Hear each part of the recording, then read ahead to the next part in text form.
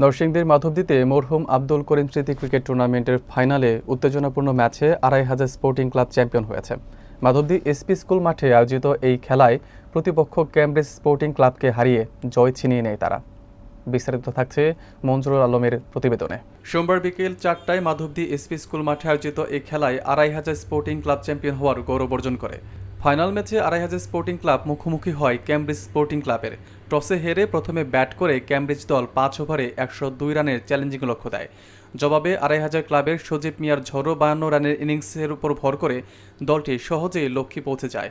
দুর্দান্ত পারফরমেন্সের জন্য সজীব মিয়াকে ম্যান অব দ্য ম্যাচ নির্বাচিত করা হয়। অনুষ্ঠানে সভাপতিত্ব করেন মাধবদী ক্রীড়া সংঘের সভাপতি মোহাম্মদ মাহফুজুর রহমান কালাম। সঞ্চালনায় ছিলেন ইনজামামুল হক ও ইলিয়াস হোসেন। পুরস্কার বিতরণ করেন প্রধান অতিথি নরসিংদী জেলা বিএনপির গণশিক্ষা বিষয়ক সম্পাদক আব্দুর রউফ ফকির রনি। খেলা উদ্বোধন করেন জেলা বিএনপির সদস্য আব্দুল বাতেন শাহিন। এ সময় বিশেষ অতিথি হিসেবে উপস্থিত ছিলেন মাধবদী পৌরসভা ৪ নং ওয়ার্ড বিএনপির সভাপতি মোহাম্মদ আবু তালেব, বাংলাদেশ কিন্ডারগার্টেন অ্যাসোসিয়েশনের যুগ্ম মহাসচিব কাজী মেহবুব সৃজন সহ ক্রীড়া সংগঠক ও স্থানীয় নেতৃবৃন্দ। হাজী আবু তালেব ভাই, ৪ নং ওয়ার্ড বিএনপি ও নেতৃবৃন্দ, দর্শকবৃন্দ, আসসালামু আলাইকুম। ক্রিয়াই শক্তি, ক্রিয়াই বল।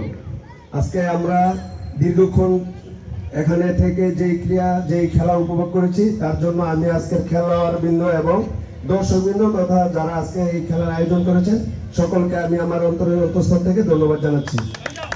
আশা করব আপনারা যেভাবে খেলা উপভোগ করেছেন, যে সুন্দর খেলা উপহার দিয়েছেন, ভবিষ্যতেও যেন কালাম এই ধরনের প্রচেষ্টা করতে থাকে এবং খেলার মাধ্যমে মাদক থেকে দূরে সরা যায়।